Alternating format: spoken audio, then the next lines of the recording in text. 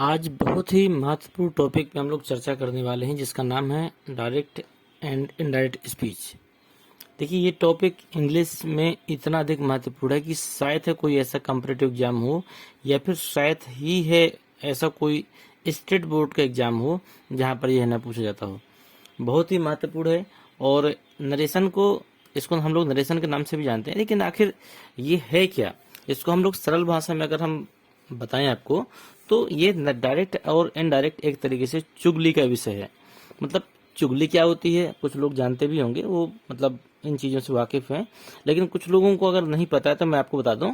यदि आप किसी भी दो व्यक्तियों की बातें, मतलब किसी के बीच में होने वाली बात को यदि आप किसी तीसरे के पास में शेयर करते हैं या फिर किसी तीसरे व्यक्ति को बताते हैं तो ये बात आपके कहीं ना कहीं चुगली कहलाएगी। अब चुगली का नाम हम तब देते हैं जब वह बात हानिकारक हो। ठीक है, जब ये वह बात कहीं ना कहीं दो लोगों की बात यदि आप तीसरे को पास कर रहे हैं और वह बात हानिकारक हो तो यहाँ पर हम चुगली का नाम दे देते हैं।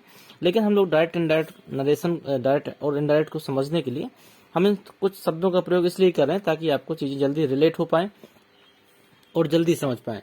तो यदि हम आपस में दो लोग बात करते हैं, हम सीधे बात करते हैं मुद्दे की, यदि हम आपस में दो लोग बात करते हैं तो हम दोनों लोगों के बीच में होने वाली बात जो होगी वो कहलाएगी आपकी डायरेक्ट स्पीच। यदि हम दो लोग बात करें तो हम दोनों लोगों के बीच में होने वाली जो बात होगी वह हमारी कहलाएगी डायरेक्ट स्पीच। लेकिन यदि हमारी दोनों लोगों की बातों को कोई तीसरा व्यक्ति किसी और से कहे या फिर हम स्वयं किसी अन्य व्यक्ति से हम दोनों लोगों की बातों को बताएं तो यह फिर हो जाता है इनडायरेक्ट स्पीच। या फिर हम ये कह सकते हैं यदि हम दोनों लोगों की बातों को अपने शब्दों में व्यक्त करें तो यह हो जाता है इनडायरेक्ट स्पीच। इसको हम लोग नरेशन के नाम से भी जानते हैं। यह टॉपिक इंग्लिश का बहुत ही महत्वपूर्ण टॉपिक है। देखते हैं इसकी कुछ सच्चाई और क्या है। आप नरेशन के बारे में क्या जानते हैं? आप नरेशन जानते हैं, डायरेक्ट इनडायरेक्ट जानते हैं, लेकिन आप मुझे बताइए कि नरेशन के बारे में आप क्या जानते हैं? क्या है नरेशन? मैक्सिमम बच्चों को नहीं मालूम होगा, लेकिन इसका बड़ा सीधा साधा सा अर्थ है। नरेशन का अर्थ होता है कथा या फिर वर्णन या फिर विवरण। मतलब जिस बात को हम लोग अपने भाषा में बोलें या फिर अपनी भाषा में बताएं तो वह एक विवरण बन जाता है। उसी को हम लोग वर्णन भी कहते हैं। आपने सुना होगा कि आप इन चीजों का वर्णन कीजिए अपने शब्दों में। और कथा, ये सब चीजों से आप परिचित हैं, इन शब्दों से आप परिचित भी हैं, और यही सब चीजें आपकी इंग्लिश में कहलाती हैं नरेशन। नरेशन की एक सिंपल परिभाषा भी है। Narration refers to the way that a story is told and so belongs to the level of discourse. ये आपके नरेशन की परिभाषा भी है, हालांकि कहीं यूज में नहीं आई है और न ही आनी है। सिर्फ नियमों को आपको सीखना है, बस इतना इसमें जानने की जरूरत है कि नरेशन क्या है। तो नरेशन का अर्थ होता है किसी भी बात को आप वर्णित करके अगर बताते हैं, पूरे विवरण के साथ बताते हैं, तो वह बात बन जाती है नरेशन। इसके दो पार्ट होते हैं, एक होता है डायरेक्ट स्पीच और एक होता है इनडायरेक्ट स्पीच। तो डायरेक्ट स्पीच और इनडायरेक्ट स्पीच क्या होता है? तो यदि हम किसी भी वक्ता के कहे हुए शब्दों को, मतलब जो भी बातें हो रही हैं उन शब्दों को यदि हम ज्यों का त्यों लिख दें तो वह बन जाएगा डायरेक्ट स्पीच। मतलब जैसी बात हुई है, यदि मैंने कहा I said to him comma inverted comma he was going to market, जो भी बात हुई थी, जिन शब्दों में हुई थी, उन शब्दों में यदि हम 1% का भी फेरबदल ना करें और ज्यों का त्यों लिख दें तो ये बात बन जाएगी डायरेक्ट स्पीच। लेकिन यदि हम उसी बात को अपने शब्दों में बोलें और फिर लिखें तो वह बन जाती है इनडायरेक्ट स्पीच। इनडायरेक्ट स्पीच में कुछ चेंजिंग होती है, कुछ चेंजेस हमें करने पड़ते हैं। क्या करने पड़ते हैं वो सारी चीजें आप लोग सीखेंगे। तो इनडायरेक्ट स्पीच आपकी इस प्रकार तैयार हो जाती है। अब डायरेक्ट स्पीच के दो भाग हो जाते हैं। जैसे हमने लिखा है Mohan said to me, Mohan ने मेरे से कहा I am your class fellow, मैं आपका क्लास का मित्र हूँ। तो यहाँ पर आप देखिए, आप इस सेंटेंस को इस प्रकार कभी नहीं बोलेंगे, मुझे भी पता है और आप भी जानते हैं। मोहन ने मेरे से कहा मैं आपका क्लास फेलो हूँ, तो आप इस शब्दों को इस तरीके से नहीं बोलेंगे, आप इन शब्दों को अपनी भाषा में ही बोलेंगे। लेकिन अब डायरेक्ट स्पीच क्या है समझ लेते हैं। तो डायरेक्ट स्पीच का मतलब होता है ऐसे वाक्य जिसमें रिपोर्टिंग वर्ब और रिपोर्टेड स्पीच अलग अलग हो। अब रिपोर्टिंग वर्ब क्या है तो देखिएगा, ऐसे वाक्य जो इन्वर्टेड कॉमा से बाहर लिखे जाएं रिपोर्टिंग वर्ब कहलाते हैं, और ऐसे वाक्य जो इन्वर्टेड कॉमा के अंदर लिखे जाएं रिपोर्टेड स्पीच कहलाते हैं। रिपोर्टेड स्पीच में कोई ना कोई कथन होता है और रिपोर्टिंग वर्ब में वो दो व्यक्ति होते हैं जिनके मध्य में बात हो रही है। रिपोर्टिंग वर्ब में वह व्यक्ति होते हैं जिनके मध्य में बात हो रही है, और रिपोर्टेड स्पीच में उन दोनों के बीच में होने वाले कथन को लिखा जाता है। अब मुझे लगता है क्लियर हो गया होगा। अब यदि डायरेक्ट स्पीच आपको मालूम है तो आप उसे अपनी भाषा में बदलेंगे, मतलब किन्हीं भी दो व्यक्ति की बातों को यदि आप अपनी भाषा में बदलते हैं तो कुछ इस प्रकार कहेंगे कि मोहन ने मेरे से कहा कि वह मेरा मित्र है। तो अब यहाँ पर मोहन टोल्ड मी दैट, हमने देखिए दैट लगा दिए, दो वाक्यों को जोड़ा और कहीं ना कहीं आई की जगह पे हम लोग ही का यूज किया। सहायक क्रिया में कुछ परिवर्तन हुआ, क्योंकि आप भी जानते हैं आई एम ये आपका प्रेजेंट का वाक्य है, तो हम बैक जा रहे हैं, क्योंकि यह बात जो हम बता रहे हैं किसी को, यह बात पहले हो चुकी है, मतलब ये बात मोहन ने मेरे से कह दिया है और इसके बाद में मैं किसी दूसरे से इस बात को कह रहा हूँ। इसका मतलब ये कहीं ना कहीं पास्ट में चला गया, तो पूरा का पूरा प्रेजेंट टेंस आपका पूरा का पूरा पास्ट में चला जाता है। तो इस प्रकार हम कह देंगे he was my class fellow. तो यहाँ पे जो चेंजिंग हुए हैं, कैसे हुए हैं और किस प्रकार हमें करने पड़ेंगे, ये बड़े आसान से हैं, कोई दिक्कत वाली बात नहीं। बस आप बने रहिए वीडियो के लास्ट तक और मैं उम्मीद करता हूँ कि जिस समय ये वीडियो का सेशन खत्म होगा उस समय आपके नरेशन को लेकर 1% का डाउट भी आपके मन में नहीं होगा। दुनिया का कोई भी वाक्य आपको दे दिया जाए आपसे बनेगा और ये इतना सरल हो जाएगा कि आप स्वयं कहेंगे कि वास्तव में अगर ये चीज पहले मिलती तो मैं अपना रिजल्ट और भी अच्छा कर सकता था। चलिए देखते हैं, क्या आप जानते हैं कि कितने ऐसे टेंस होते हैं या फिर कितने ऐसे प्रकार होते हैं जिनको हम लोग नरेशन बना सकते हैं, या फिर कितने प्रकार के वाक्य होते हैं जिसे हम इनडायरेक्ट में कन्वर्ट कर सकते हैं। तो ये वाक्य होता है, पहला है आपका असर्टिव सेंटेंस। असर्टिव सेंटेंस का मतलब होता है कथनात्मक वाक्य, मतलब जब हम कोई बात करें उसमें कोई कथन छिपा हो, ठीक है, तो ऐसे वाक्यों को असर्टिव सेंटेंस कहते हैं और इसमें आपके साधारण और नकारात्मक दोनों प्रकार के वाक्य आ जाते हैं। अगला होता है आपका इम्परेटिव सेंटेंस। इसी प्रकार अगला है इंट्रोगेटिव सेंटेंस, एक्सक्लेमेटरी सेंटेंस और ऑप्टेटिव सेंटेंस। ये 5 प्रकार के वाक्य होते हैं जिनकी हम लोग डायरेक्ट से इनडायरेक्ट स्पीच बनाते हैं। तो ये 5 प्रकार हम आपको सिखाएंगे और इन 5 प्रकार के अलावा दुनिया में कहीं से भी वाक्य आपको नहीं आ सकता है, आएगा तो इन्हीं से आएगा। और ये 5 प्रकार आप लोग इस प्रकार सीखने वाले हैं इस वीडियो में कि आपको जीवन भर दोबारा आपको पढ़ने की आवश्यकता नहीं होगी। अगर एक बार आपने कायदे से देख लिया तो आपको हमेशा हमेशा के लिए चीजें याद हो जाएंगी। देखते हैं असर्टिव सेंटेंस। असर्टिव सेंटेंस का मतलब कथनात्मक वाक्य होते हैं। इसमें क्या है इसकी परिभाषा, किसे हम लोग असर्टिव कहेंगे, इसके नियम क्या हैं, इसके कायदे क्या हैं, ये सारी चीजों को आप लोग इस वीडियो के अंतर्गत में देखेंगे और उम्मीद करते हैं हमारे द्वारा दिया गया जो भी सेशन होगा ये आपको पूरी तरह क्लियर होगा। इसलिए चलिए देखते हैं असर्टिव सेंटेंसेस के क्या नियम है, या फिर मैं ये कहूँ कि डायरेक्ट इनडायरेक्ट बनाने के क्या नियम है साधारण में। तो इसको हम लोग समझते हैं। देखिए, सबसे पहले ध्यान देंगे हम लोग नियमों पे। सबसे पहला नियम ये कहता है कि यदि कोई भी डायरेक्ट स्पीच आपके पास दिया है उसको इनडायरेक्ट में बदलते समय सबसे पहले उसका इन्वर्टेड कॉमास को बिल्कुल अलग कर देते हैं और इनके स्थान पर, मतलब दोनों वाक्यों को जोड़ने के लिए हम लोग किसी उचित कंजक्शन का प्रयोग करते हैं। यह उचित कंजक्शन क्या है, तो असर्टिव सेंटेंस में यह दैट होता है, मतलब जो साधारण वाक्य है उसमें कंजक्शन दैट का प्रयोग हम लोग करते हैं।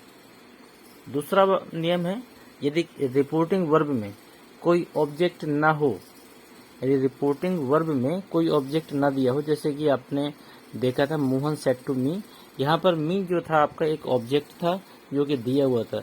यदि वो ऑब्जेक्ट ना होता और से या सेड मिलता हमको, तो हम इसमें कोई परिवर्तन नहीं करते और आगे का वाक्य हम लोग कंजक्शन लगाकर बना देते। अब यदि कंजक्शन मिल जाए, यदि कर्म मिल जाए, यदि रिपोर्टिंग वर्ब में कर्म दिया हो, जैसे कि उसमें दिया होता मोहन सेड टू मी, यहाँ पर मी एक कर्म है जो कि दिया हुआ है। यदि रिपोर्टिंग वर्ब में कर्म दिया हो तो सेज टू के स्थान पर हम लोग टेल्स का प्रयोग करेंगे और सेड टू के स्थान पर हम लोग टोल्ड का प्रयोग करेंगे। यदि रिपोर्टिंग वर्ब आपकी प्रेजेंट या फ्यूचर में है तो आपका रिपोर्टेड स्पीच के टेंस में कोई परिवर्तन नहीं होगा। अब आप लोग रिपोर्टेड स्पीच तो जानते होंगे किसे कहते हैं, जो वाक्य इन्वर्टेड कॉमा के अंदर होता है उसको कहते हैं रिपोर्टेड स्पीच। रिपोर्टिंग वर्ब भी आप जानते होंगे, जो वाक्य इन्वर्टेड कॉमा के बाहर होता है उसे कहते हैं रिपोर्टिंग वर्ब। अब आपको पहचानना ये है कि यदि रिपोर्टिंग वर्ब में प्रेजेंट या फ्यूचर का भाव निकले, या फिर आपको ये लग जाए कि रिपोर्टिंग वर्ब का जो वाक्य है वो प्रेजेंट या फ्यूचर में है, तो हम रिपोर्टेड स्पीच के टेंस में कोई परिवर्तन नहीं करेंगे। टेंस के अतिरिक्त यदि सन बटे 123 के परिवर्तन होंगे, ये मैं आपको आगे बताऊंगा, तो वो हम करेंगे, उसमें कोई बदलाव नहीं होगा। अब कैसे पहचानेंगे आप, तो यदि रिपोर्टिंग वर्ब में से मिल जाए, सेज टू मिल जाए, हैज सेड मिल जाए, हैव सेड मिल जाए, विल से मिल जाए, इस तरह यदि कोई भी शब्द मिल जाता है तो आप समझ लीजिएगा कि यह आपका रिपोर्टिंग वर्ब प्रेजेंट या फ्यूचर में है। ऐसे शब्द आने के कारण रिपोर्टेड स्पीच के टेंस में परिवर्तन नहीं होगा। अब यदि आपको यूनिवर्सल ट्रूथ मिल जाए, यूनिवर्सल ट्रूथ क्या होता है, ऐसी सच्चाई जिसे आप बदल नहीं सकते हैं, सार्वभौमिक सत्य भी कहते हैं इसको। हैबिचुअल फैक्ट्स, मतलब हैबिचुअल का मतलब जो आदत में आ गई हो चीजें, जैसे कि कुत्ते अजनबियों को देखकर भौंकते हैं, यह उनकी आदत है। बच्चे जो होते हैं वह जान पहचान की जगह में ही जाना पसंद करते हैं। अगर छोटे बच्चे को किसी अजनबी के हाथ में देंगे तो वो नहीं जाएगा, तो इसका मतलब कि ये उनकी आदत है। और भी कई सारी चीजें, प्रोवर्ब, मतलब यदि कोई कहावत वगैरह है तो वहां पर भी हम लोग रिपोर्टेड स्पीच में परिवर्तन नहीं करेंगे। और हिस्टोरिकल फैक्ट, यदि कोई ऐतिहासिक घटना भी आपकी रिपोर्टेड स्पीच में दी गई है तो भी हम उसके टेंस में कोई परिवर्तन नहीं करेंगे। तो ध्यान दीजिएगा, यदि universal truth, habitual facts, proverb या हिस्टोरिकल फैक्ट्स, इनमें से कोई भी चीजें यदि रिपोर्टेड स्पीच में दिखाई दें तो उसके टेंस में आप कोई परिवर्तन नहीं करेंगे और उचित कंजक्शन के साथ हम वाक्यों को बदल देंगे। अब एक्सरसाइज हम इसकी देख लेते हैं जो अभी तक आपने पढ़ा। इसको देखिए, जैसे लिखा हुआ ही सेज, अब आपको समझ में आ गया होगा कि सी सेज, तो सी सेज जो है ये आपका रिपोर्टिंग वर्ब है। अब सेज से आपने पहचान लिया कि सेज दिया है तो ये प्रेजेंट का है, इसका मतलब कि रिपोर्टेड स्पीच का टेंस नहीं बदलेगा, इसलिए हमें कुछ नहीं करना, दैट लगाना है, दोनों वाक्यों को जोड़ देना है, हो गया। दूसरा देख लेते हैं। अब इसमें लिखा है he says to her, he says to her, तो ही लिखा है, सेज टू लिखा है, सेज टू लिखा है, तो हम इसको परिवर्तित करेंगे, लेकिन पहले देख लें कर्म दिया है कि नहीं दिया है। तो दिया है, इसमें हर कर्म दिया है, तो सेज टू यहाँ पर टेल्स में बदल जाएगा। और यह वाक्य आपका प्रेजेंट का है, रिपोर्टिंग वर्ब, इसलिए रिपोर्टेड स्पीच का टेंस नहीं बदलेगा, दैट लगाकर हम उतार देंगे। अगला है she says he was not coming, तो यहाँ पर आपका रिपोर्टिंग वर्ब में सेज दिया है, तो हमें समझ में आ गया कि हमारा प्रेजेंट में है, इसलिए हम कुछ नहीं करेंगे, कंजक्शन दैट लगाकर वाक्यों को उतार देंगे। विल से आ गया तो हम समझ गए फ्यूचर का है, तो कोई परिवर्तन नहीं करेंगे, दैट लगाकर जोड़ देंगे। लेकिन ध्यान दीजिएगा कि जरूरी नहीं कि हम जोड़ ही दें, कभी कभी ऐसा होता है कि फर्स्ट पर्सन और सेकंड पर्सन के कुछ शब्द आपको देखने को मिल सकते हैं रिपोर्टेड स्पीच में, तो उनमें परिवर्तन होगा। नियरेस्ट दिखाने वाले शब्द मिल जाए तो उनमें भी परिवर्तन होगा, लेकिन इन वाक्यों में ऐसे शब्द नहीं है, इसलिए हम सीधे सीधे जोड़ रहे हैं। आगे होगा तो हम बताएंगे। अगला है रेखा सेड दैट, यहाँ पे हमें समझ में आ गया कि हैज रेखा हैज सेड, तो हैज सेड का मतलब ये आपका प्रेजेंट परफेक्ट टेंस में है, तो प्रेजेंट में है वाक्य, तो रिपोर्टेड स्पीच के टेंस में परिवर्तन नहीं होगा, दैट लगाकर हम जोड़ देंगे। इस प्रकार हमने सीखा जो भी हमने पढ़ा। इसके बाद में हम एक एक्सरसाइज और भी देख लेते हैं। सी सेड, उसने कहा वाटर बॉइल्स 800 डिग्री, पानी 100 डिग्री सेंटीग्रेड पे उबलता है, तो ये बात हमारी बिल्कुल सत्य है, कभी बदल नहीं सकती है, इसलिए दैट लगाकर पूरा वाक्य जोड़ देंगे। अगला है ही said comma inverted comma diamond is the hardest element, जो उसने कहा कि जो हीरा है वह सबसे कठोर तत्व है, तो बिल्कुल सत्य बात है ये। तो सदा सत्य रहने वाली बातों में रिपोर्टेड स्पीच में कोई परिवर्तन नहीं करेंगे, इसलिए हम दैट लगाकर जोड़ देंगे। अगला है हमारा he said dark clouds are the sign of rain. जो काले बादल होते हैं वो कहीं ना कहीं पानी का जो संकेत लेकर आते हैं। ये बात बिल्कुल सही है, तो दैट लगाकर हम जोड़ देंगे। अगला वाक्य ही सेड टू रवि, उसने रवि से कहा डॉग्स बार्क एट स्ट्रेंजर। तो ये आपकी हैबिचुअल फैक्ट्स के अंतर्गत आएगा, और यहाँ पर भी सेड टू के स्थान पर हम लोग टोल्ड का प्रयोग करेंगे और बाकी दैट लगाकर जोड़ देंगे। अगला he said to me honesty is the best policy. ये कहावत है आपकी, तो उसने कहा कि ईमानदारी सबसे अच्छा गुण होता है। ये बात बिल्कुल सही रहने वाली भी है, कहावत भी है, दैट लगाकर जोड़ देंगे।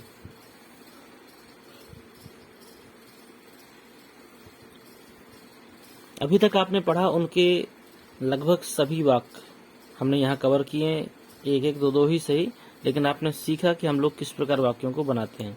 अब कुछ परिवर्तन और भी हैं जो सन बटे 123 के। अभी सन बटे 123 क्या है ये कुछ लोग जानते भी होंगे जो लोग देख रहे हैं वीडियो को, लेकिन मैक्सिमम बच्चों को जानकारी नहीं होगी जिन्होंने कभी भी इस टॉपिक को गहराई से नहीं पढ़ा है।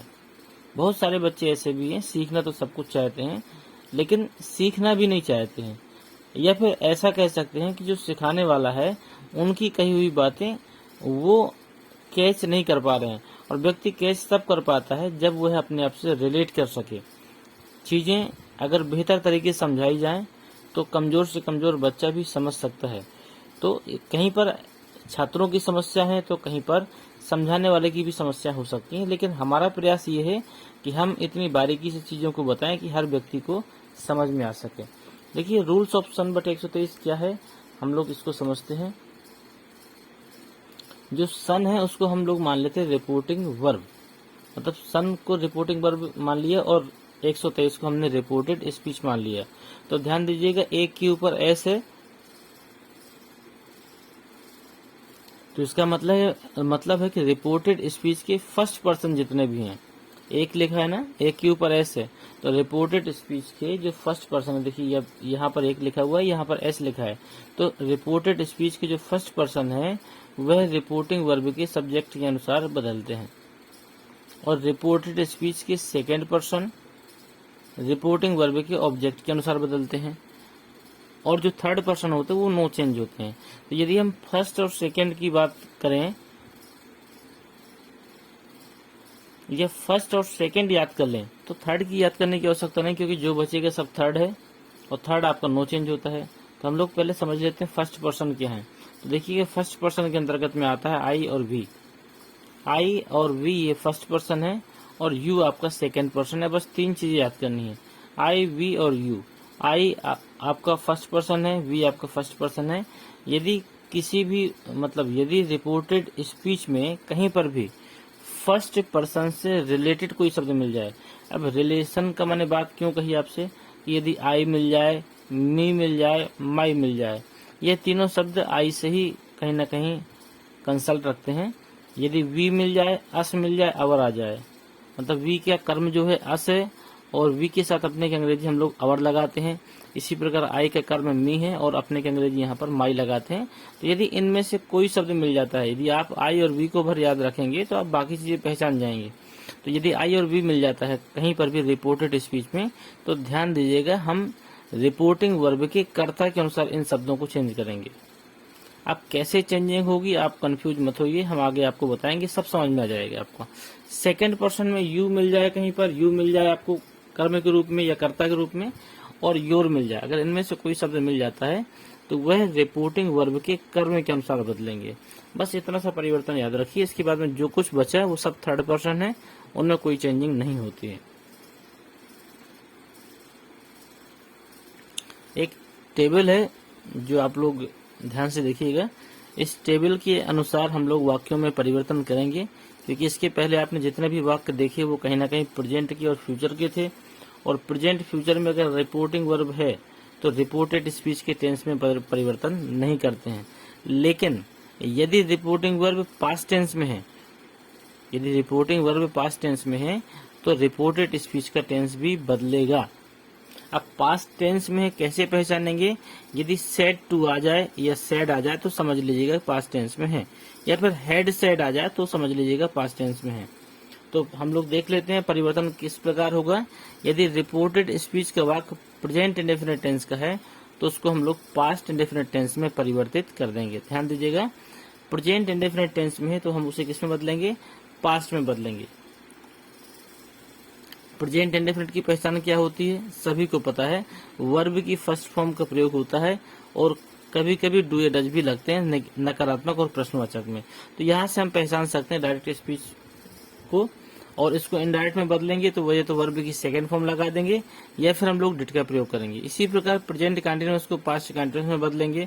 सहायक क्रिया आपको मालूम ही है, इसके बावजूद भी मैंने लिख दिया है ताकि जिन बच्चों को ना मालूम हो वो यहाँ सीख सकें।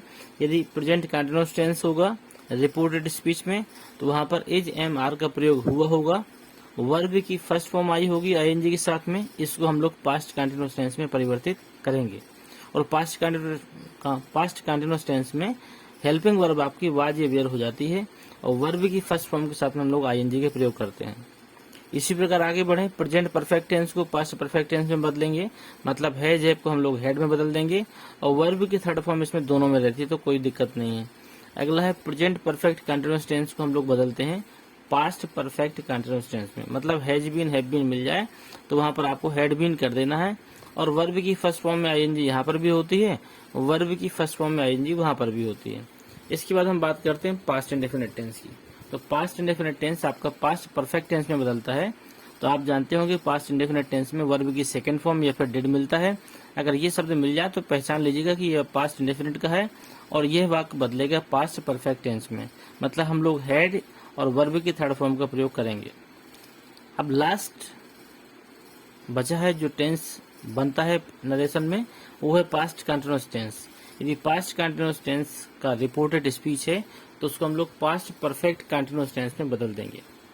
अब पास्ट कंटीन्यूअस टेंस में क्या क्या आता है, वाज वेयर आता है और वर्ब की फर्स्ट फॉर्म के साथ में आईएनजी का प्रयोग हम लोग करते हैं। और यदि हम पास्ट परफेक्ट में बदलेंगे तो वाज वेयर के स्थान पे हैड बीन आ जाएगा और वर्ब की फर्स्ट फॉर्म के साथ में आईएनजी का प्रयोग होगा।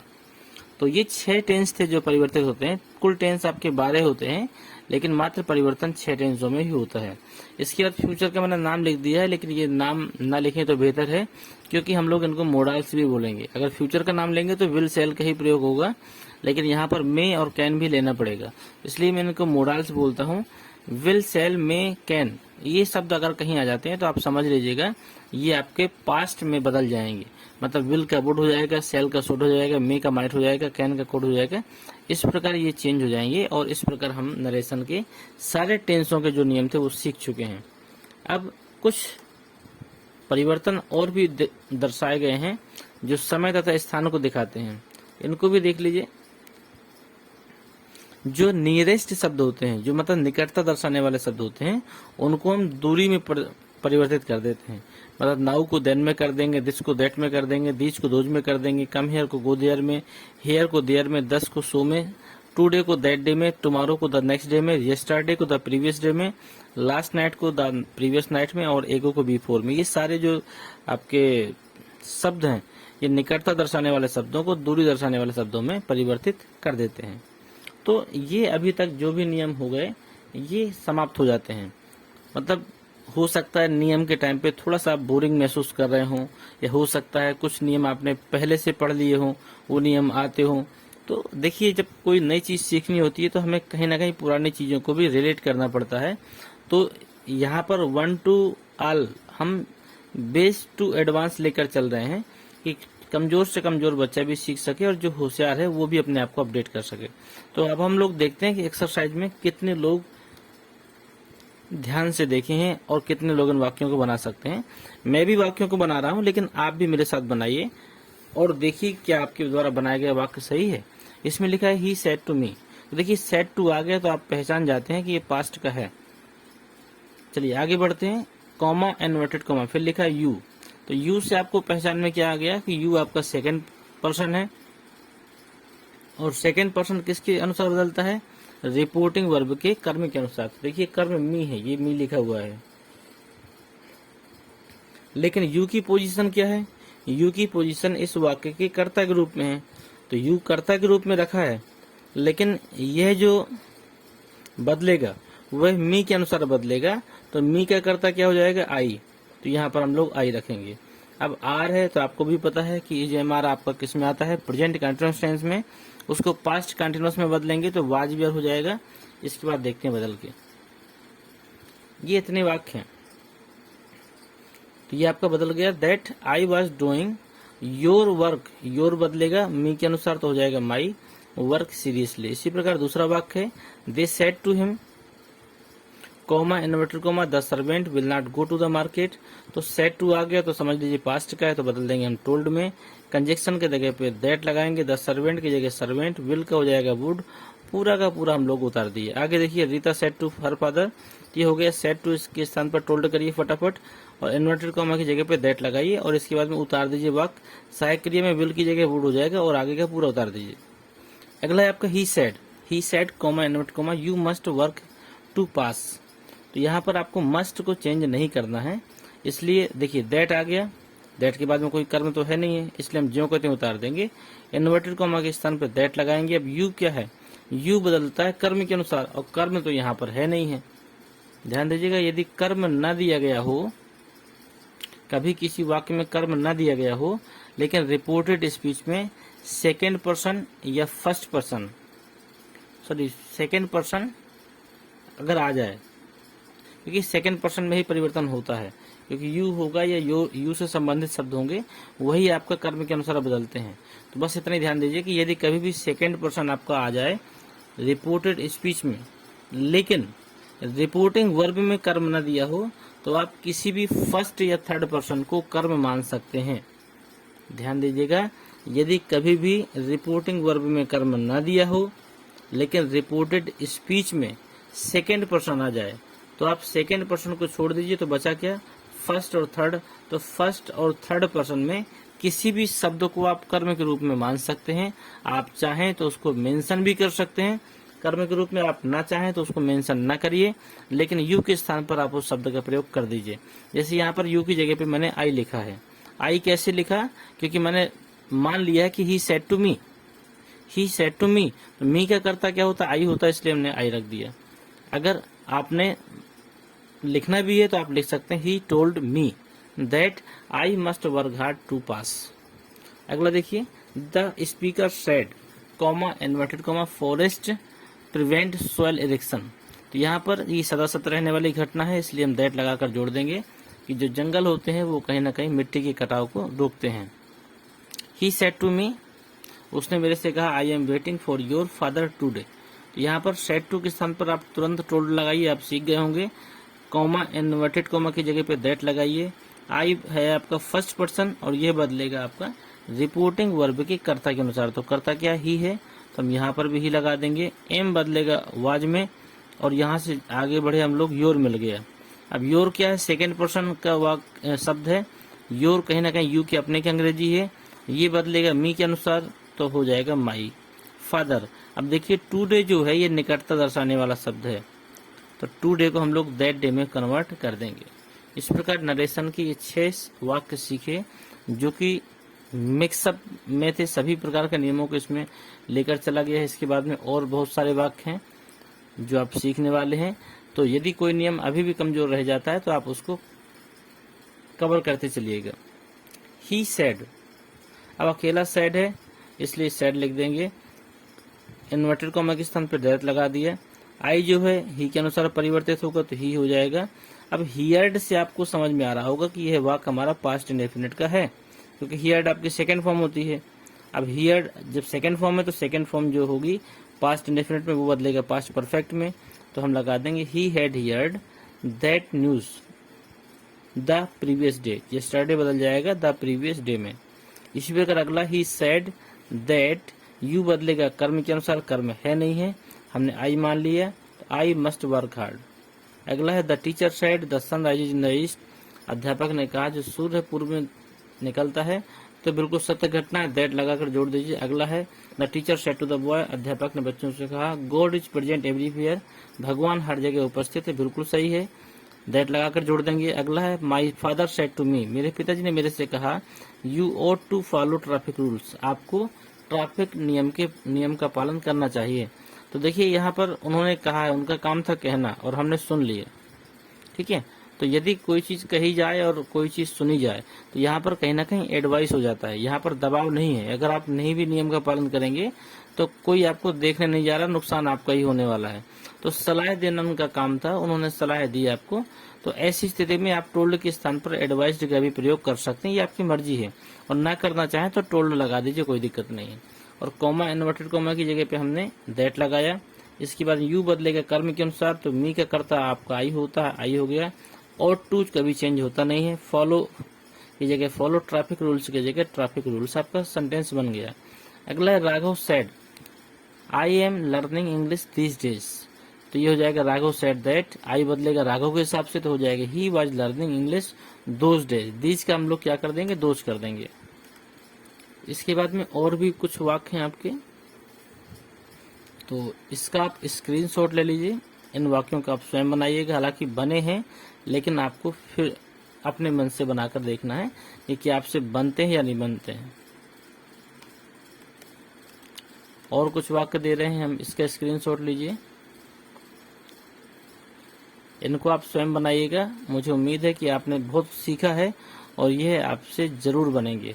हाँ, एक वाक्य इसमें है 22वां नंबर, देखिए इसमें लिखा the grandfather said comma inverted comma children, दादाजी ने कहा बच्चों, फिर कॉमा लगा हुआ है, फिर क्या लिखा है I am going to tell you a story now, मैं आपको अब एक कहानी सुनाने जा रहा हूँ। इसका मतलब कहीं ना कहीं ग्रैंडफादर बच्चों से बात करना चाहते हैं। तो यहाँ पर जो चिल्ड्रन होगा कर्म बन जाएगा, तो हो जाएगा the grandfather told the children. इसके बाद दैट लगा दीजिएगा और आई बदलेगा ग्रैंडफादर के हिसाब से तो हो जाएगा ही, तो he was going to tell. Now को हो जाएगा then, tell them a story then, now को देन में बदल दीजिएगा। बाकी अगला आपका वाक्य बिल्कुल सरल है, ज्यों कहते हो आप बना सकते हैं। इन वाक्यों को देख लीजिए। रोहित सेड टू हर, तो सेड टू के स्थान पर लग गया दैट, सॉरी टोल्ड, ये गलत है वाक्य। रोहित सेड टू हर, तो सेड टू के स्थान पर यहाँ टोल्ड लगेगा, सेड लगा, ये गलत है। हर के स्थान पर हर आएगा, फिर दैट लगा के फिर अगले वाक्य को हम लोग बना देंगे। इसी प्रकार ये 25वां नंबर है, 26वां नंबर भी इसी प्रकार का है। 28 वाक्य हैं जो आपने सीखे। इसमें 27वां नंबर देख लीजिए। He said the earth moves around the sun, उसने कहा कि पृथ्वी जो है उस सूर्य का परिक्रमा करती है। बिल्कुल सही बात है, इसलिए कोई चेंजिंग हम लोग नहीं करेंगे। तो मुझे उम्मीद है मेरे द्वारा दी गई सारी चीज़ें क्लियर हैं, और यदि आपने वीडियो को पूरा देखा है और संतुष्ट हैं तो आप अगर नए हैं तो सब्सक्राइब करिए, नए नहीं हैं तो कोई दिक्कत नहीं है। आप एक प्यारा सा कमेंट कर सकते हैं और सभी दोस्तों को शेयर कर सकते हैं। और किसी भी समस्या के लिए आप मेरे दिए गए व्हाट्सएप नंबर पर जुड़ के कांटेक्ट कर सकते हैं और अपना समस्या का समाधान पा सकते हैं।